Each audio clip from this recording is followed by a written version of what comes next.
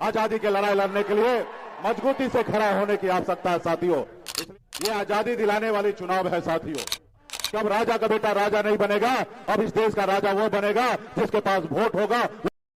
हमारे लोकप्रिय प्रत्याशी कुमार सर्वजीत भाई इस कार्यक्रम में उपस्थित, बहन निर्मला ठाकुर जी एमएलसी, अजय पासवान जी पूर्व विधायक जी, डॉक्टर शीतल प्रसाद यादव जी, सरस्वती देवी जी, निहाल भाई, राजकिशोर सहनी जी वीआईपी पार्टी के नेता, राजकिशोर चौधरी जी वीआईपी पार्टी के प्रदेश अध्यक्ष, भाई बाल गोविंद बिंद जी, संजय बिंद जी, निखिल सहनी जी, रिशु सहनी जी, भट्टा भंसारी जी, पासवान जी, नेहा खान जी और तमाम हमारे इंडिया गठबंधन महागठबंधन के सभी नेतागण, इस सभा में उपस्थित बड़े संख्या में उपस्थित हमारे युवा साथी, सम्मानित गार्जियन, सभी को सन्नत मल्ला मुकेश सहनी की ओर से नमस्कार प्रणाम। साथियों, ये चुनाव सिर्फ चुनाव नहीं है, ये चुनाव जो है ये आजादी दिलाने वाली चुनाव है साथियों।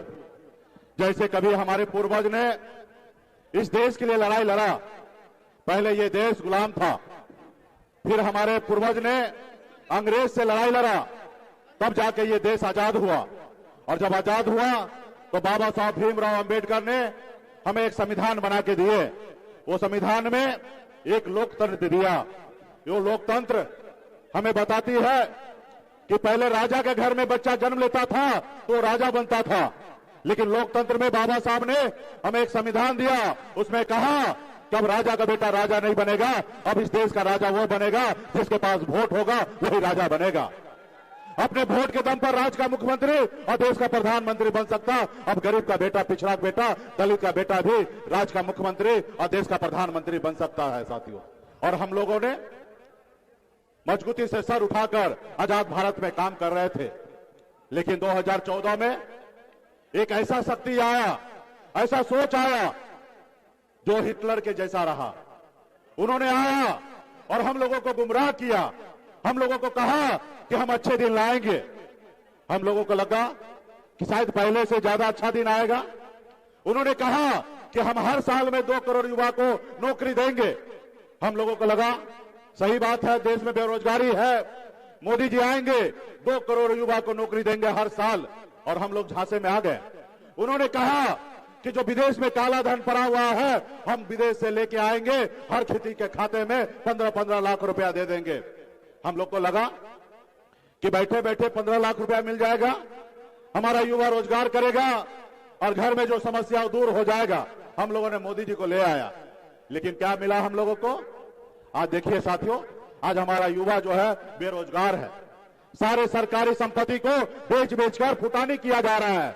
गांव में देखते होंगे किसी का बाप दादा ने संपत्ति अरज के जाता है और उसके बच्चे लोग काम धंधा नहीं करता, उसको बेच बेच के खाता है। उसी तरीके से आज देश के प्रधानमंत्री जी हमारे जितने भी संपत्ति था हमारे पूर्वज ने बनाया था, उसको बेच बेचकर आज फुटानी कर रहे हैं। देश पे कई लाख करोड़ रुपया कर्ज लाद दिया गया है और वो बोल रहा है कि हमारा देश आगे बढ़ रहा है। इसलिए साथियों, ये देश आगे नहीं बढ़ रहा है। मोदी जी बताए ना कि पिछले 10 साल में आपने 2 करोड़ एक साल में नौकरी बोला था, यानी कि 10 साल में 20 करोड़ नौकरी होगा। लेकिन आप बताइए, आप तो भारत सरकार है, माई बाप है, आप बताइए कि आपने 20 करोड़ दूर, आप 20 लाख नौकरी अगर आपने 10 लाख में दिया 10 साल में, तो आप बताइए कि 20 लाख नौकरी आपने कहां दिया? तो साथियों, ये गरीब पिछड़ा दलित को आगे बढ़ाने वाला सरकार नहीं है।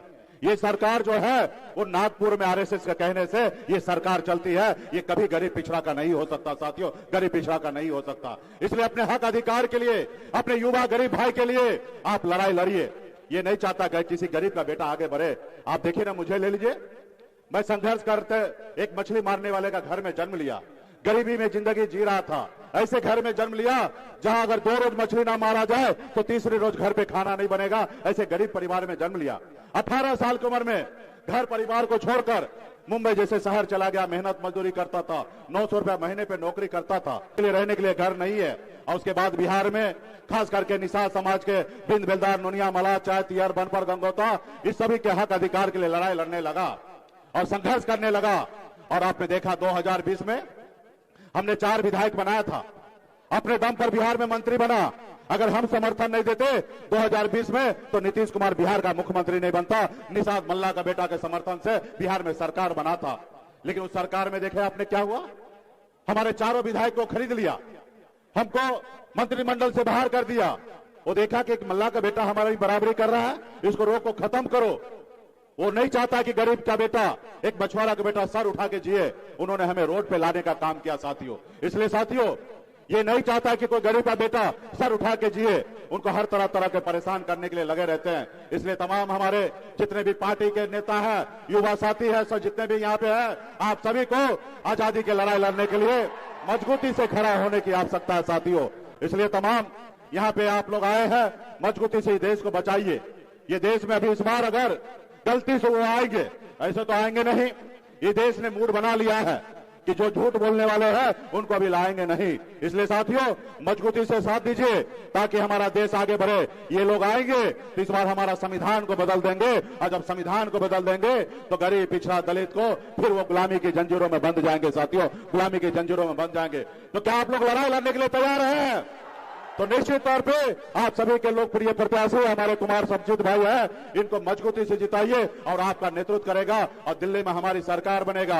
और राहुल गांधी जी ने भी घोषणा किया है कि जितनी संख्या होगा उसको उतनी हिस्सेदारी हम देंगे। तो इसलिए हमारा देश न्याय के साथ आगे बढ़ेगा। बहुत बहुत धन्यवाद, बहुत बहुत धन्यवाद।